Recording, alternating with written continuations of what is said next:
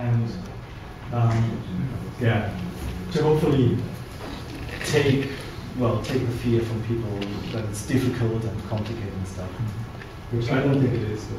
So they know for sure it's difficult and complicated. Sorry? Yeah, right. They know for sure that their fear is right. Yeah. Let's hope not.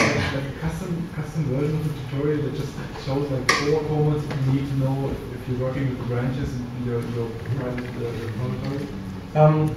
There's certainly some use for that. I'm not going to be the person to write. I'm not going to be the person to write that. I mean, somebody. I think Alexander Gluck wanted to do that. Something like that. I don't know. These kind of tutorials are out there too. You have pages where you have only the most commands. Oh yeah, I mean like from Subversion to Git in 7 steps or whatever. Yeah, it's just they're out there. But it also has to use Google and Git. But there is a need to select them because you can do so many different strategies, local strategies, that we need to at least have people how to at least be somewhat like SVN, and then they can keep on working and find out all the little details and tricks. Yeah, sure. I mean, like one thing is of course when to do merges and when to do rebasing, and that is something that unfortunately in GitHub these sites basically they seem to suggest rebasing is the way to go, but it doesn't always work, of course. And so I can write some hints on that, but hopefully someone else has already done that. So I don't know. Yes. What else do we have? No, nothing.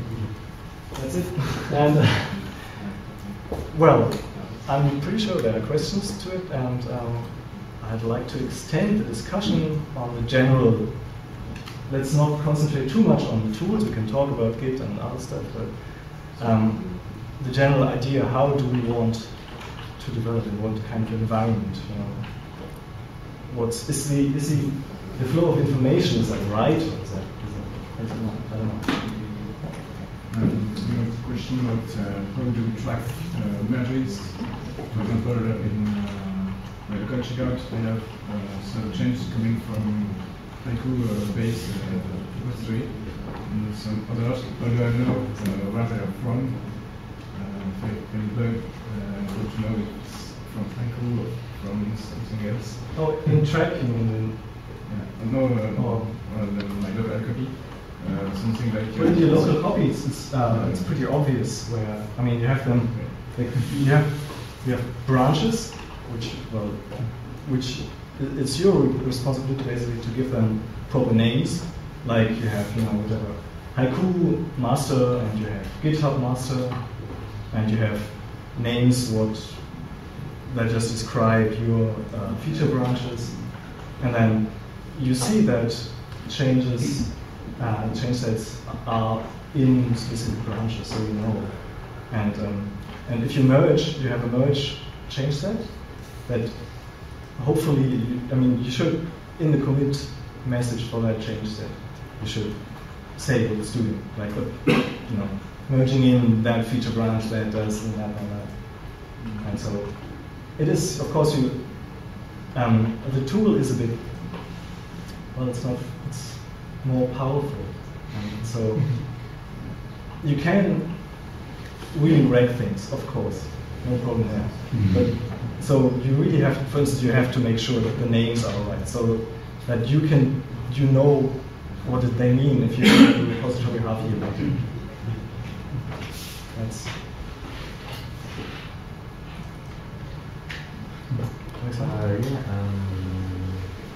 concerning really the feature branches, I was wondering if we could do something with the build boards and package management so that people can test some feature branches easily.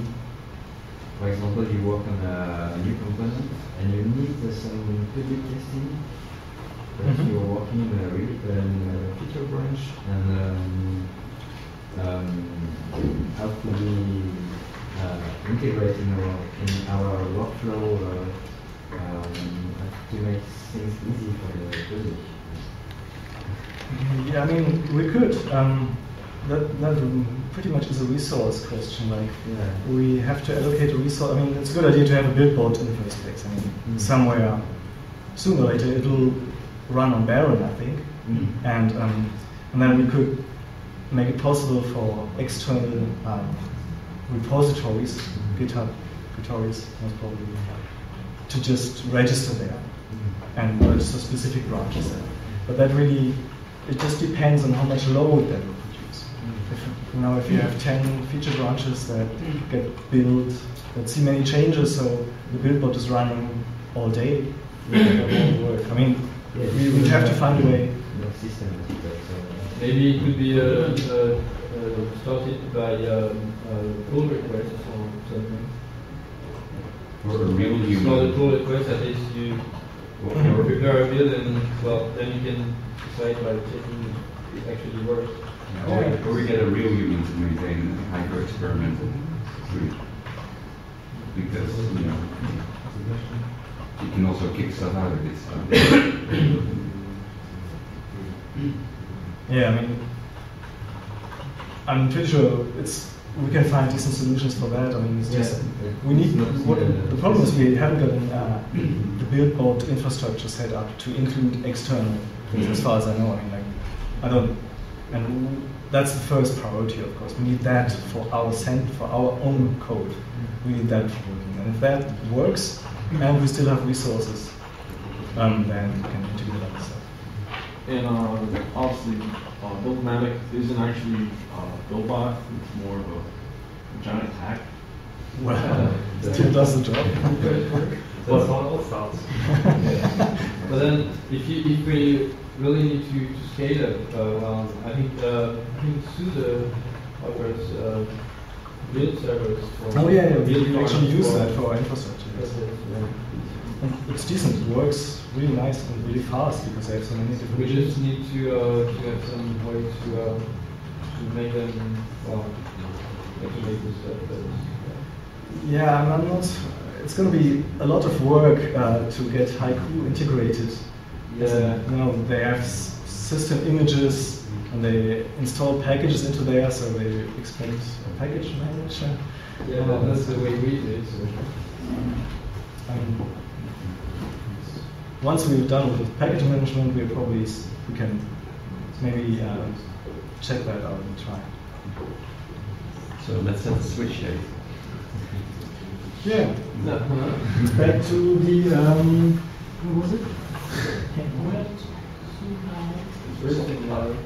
Speaking about a switch date, would that be, once we make that switch, would that be another motivation for release of, not only do we have these features within the code base itself, we have this significant infrastructural change where it's easier for any developer to become part of the process. What would you like to release? Why? Yeah, why? Good publicity, good money, another chance for developers, another chance for refining your process.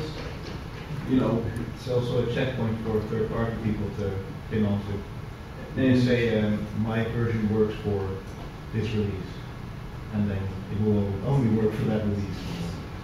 in between, you know, we don't have, right now we have some key, some really good features. You know, I really like the positive signal sprint because that's helping a lot of people as far as porting additional applications. You know, so that's a big plus. Obviously, WPA2, that is,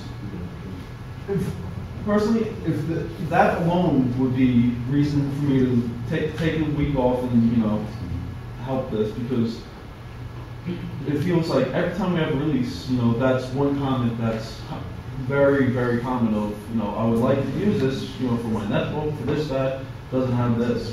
Granted, the people just moved down, from this, there's another bullet point of doesn't have Flash or it doesn't have this, doesn't, but, I really think that, aside from IMAP, our tree is fairly stable.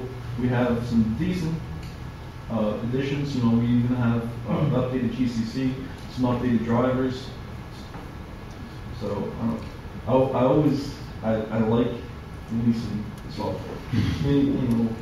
Yeah, but I mean, I can see your point, but I don't think it actually relates to the infrastructure. I mean, if the infrastructure infrastructural change would actually contribute to our release, it would be, I mean, you know, it's kind of silly really to make that an argument for a release, because you know, the release itself we're probably way too busy to buy the switch to make the release at the same time anyway. Well, yeah, that's exactly, that's we, right. We I mean, should the first probably weeks, give us some or time to set just up. one day, of course. Yeah.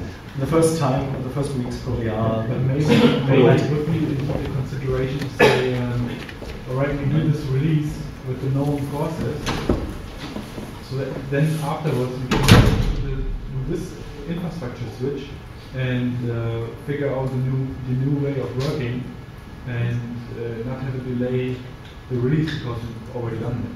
That was kind of an argument from the last release already. And from some of those, they Yeah. want to switch. So I don't think we should postpone this. Well, I was actually arguing for getting the infrastructure, having that in place for, you know, a week or two, getting the kinks worked out, make sure it's functional, and, you know, then having that as, you know, not a major bullet point, but saying, you know, in addition to the actual software, we're still catering to the developers, and this is another way that we're looking for. We're trying to help you help us.